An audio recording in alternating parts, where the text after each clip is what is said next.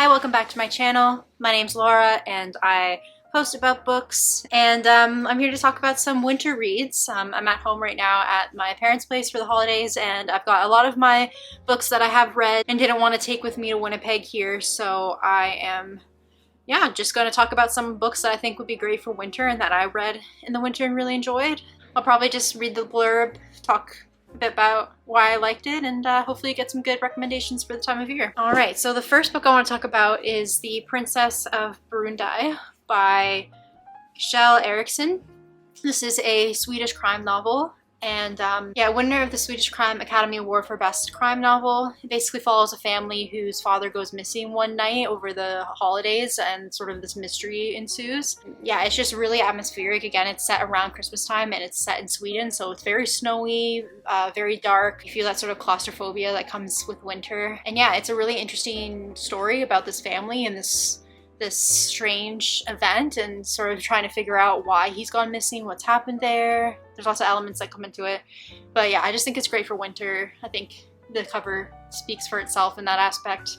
And if you really like crime novels, this is a really cool one to pick up. It is one of my goals for the new year to read more translated fiction like this, so if you're in a similar mindset to me, then this would be a cool one. And then the next one I have is Disappearing Earth by Julia Phillips. This novel is set in Russia. Actually, I'm not entirely sure if this is a translated novel or not. I don't believe it is.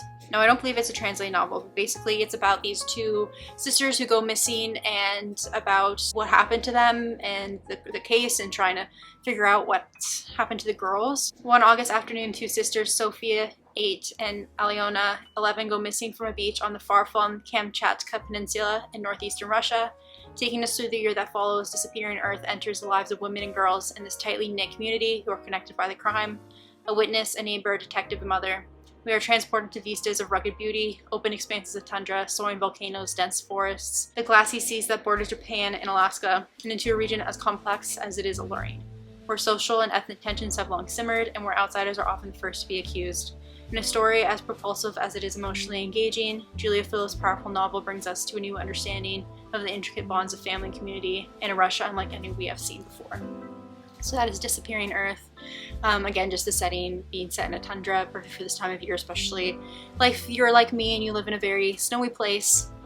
And yeah, just really exciting. The mystery plays out in a really interesting way. I love that it focuses and centers around different women who are impacted or just impacted by this crime and what happened to these two girls. And yeah, it's a great novel, and I think one that I like to reread. I honestly don't even remember how either of these end up. Like, I remember scenes from both novels, but it's been so long since I read them that I think I would like to give both a reread at some point, and maybe even bring one back to Winnipeg with me. I'm not sure which yet, but yeah, maybe this one is sounding quite intriguing, but they're both, I remember, quite good.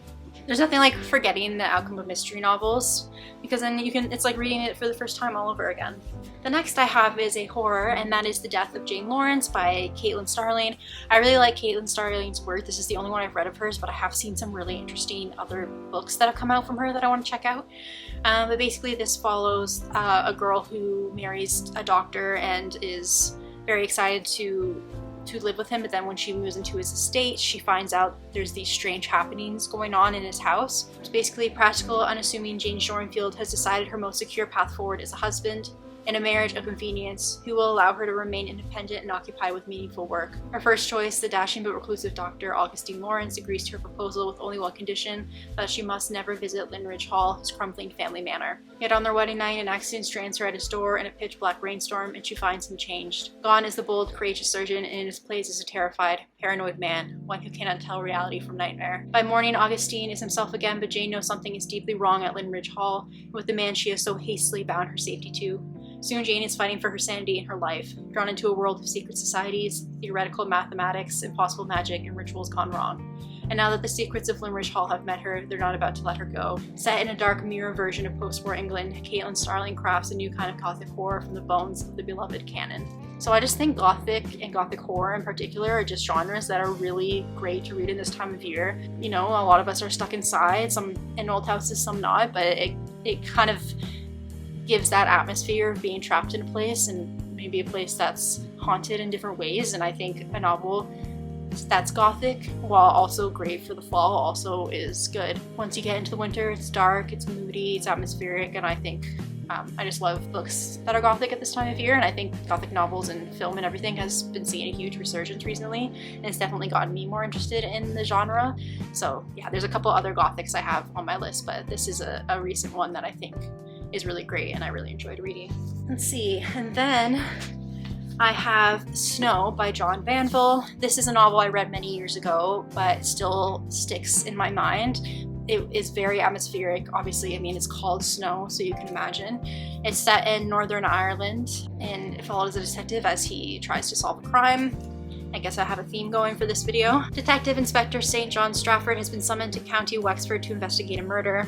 A parish priest has been found dead in Ballyglass House, the family seat of the aristocratic, secretive Osborne family. The year is 1957 and the Catholic Church rules Ireland with an iron fist. Strafford, flinty, visibly Protestant and determined to identify the murderer, faces obstruction at every turn. From the heavily accumulating snow to the culture of silence in the tight-knit community, he begins to investigate.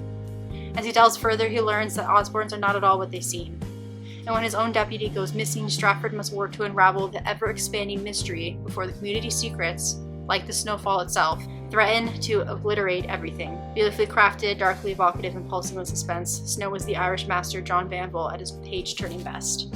So I really like John Banville. This is the novel I started off with him, and I've read The Sea, and I have a couple other ones on my shelf that I've been meaning to get to, but I just loved this. I love the setting, I love the time period, I love that historical look at the country at this time and the tensions between Catholic people and Protestants and how that really impacts what he's trying to do in the novel. The fact that he's Protestant in a Catholic community makes his job that much harder. And I just think it's a really interesting novel, really dark.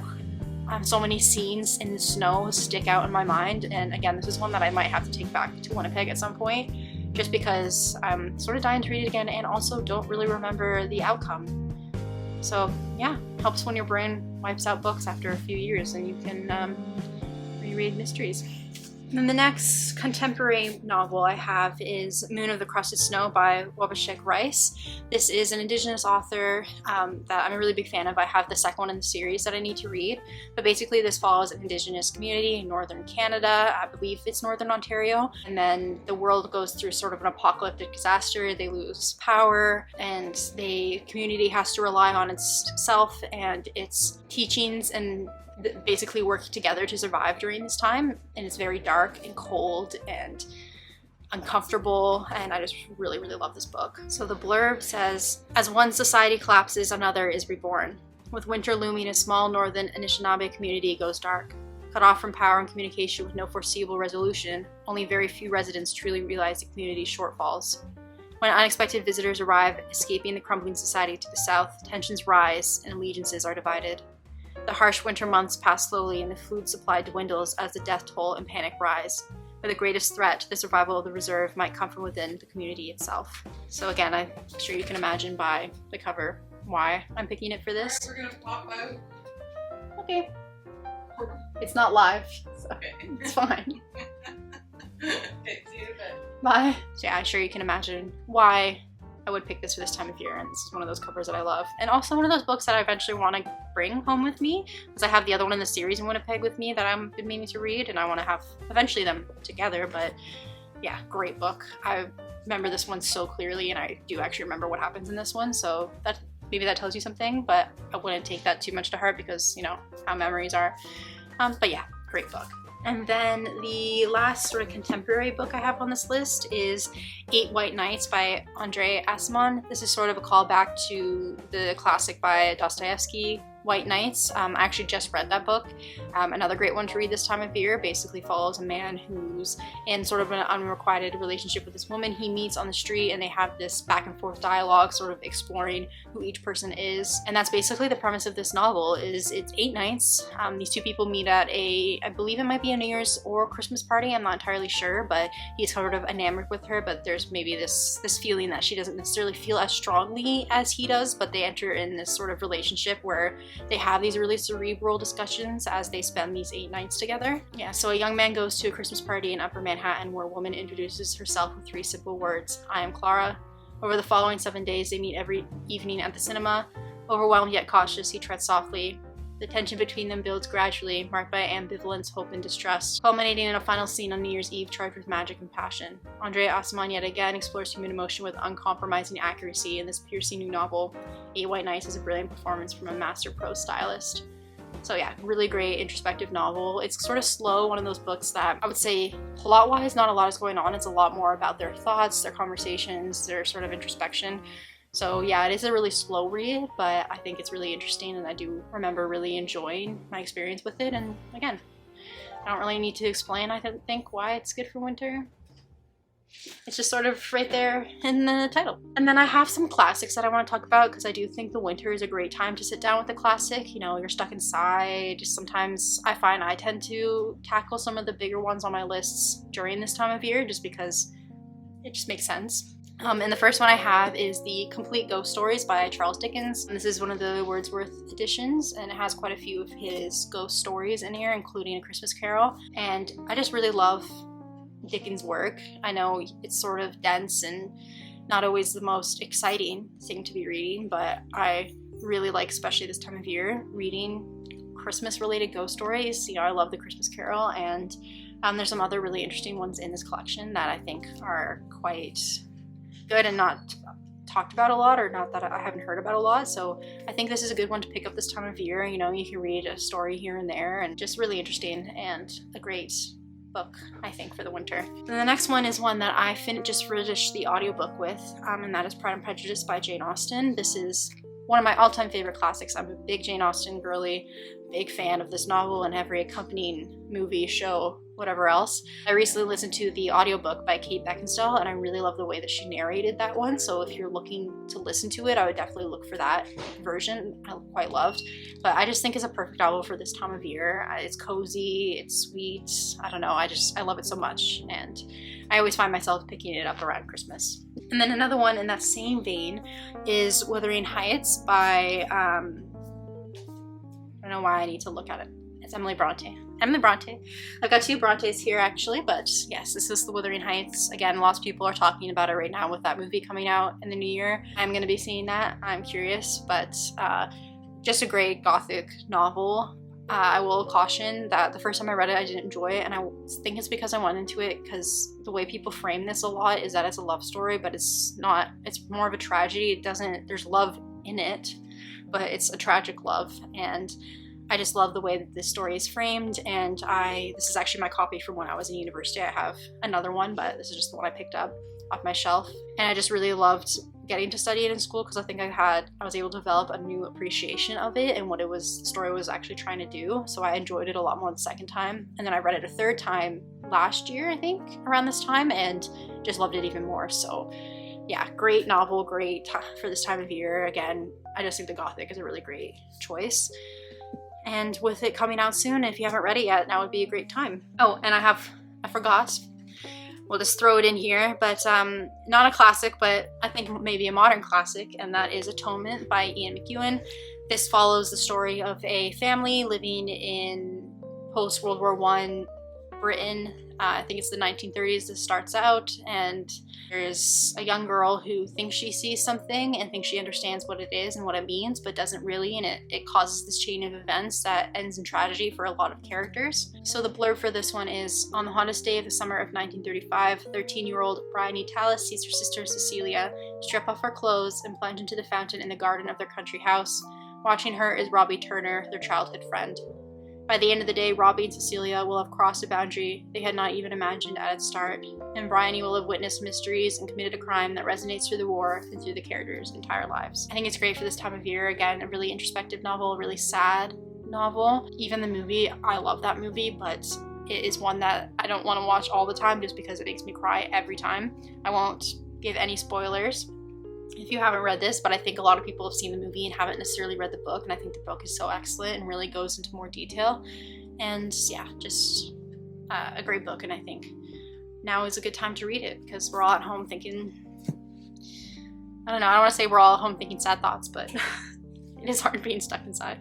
Then I have my other Bronte, which is Jane Eyre. This is another classic that lots of people talk about, but I think if you haven't gotten into it yet, the winter is a great time. It follows a woman who becomes a governess at this Gothic house and develops this like sort of tete-a-tete with the owner or lord of the house, but there's these mysterious happenings going on. Charlotte Bronte's impassioned novel is the love story of Jane Eyre, a plain yet spirited governess, and her employer, the arrogant, brooding Mr. Rochester. Published in 1847 under the pseudonym of Cora Belle, the book heralded a new kind of heroine, one whose virtuous integrity, keen intellect, and tireless perseverance broke through class barriers to win equal stature with the man she loved. Yeah, and I really love this old copy I have.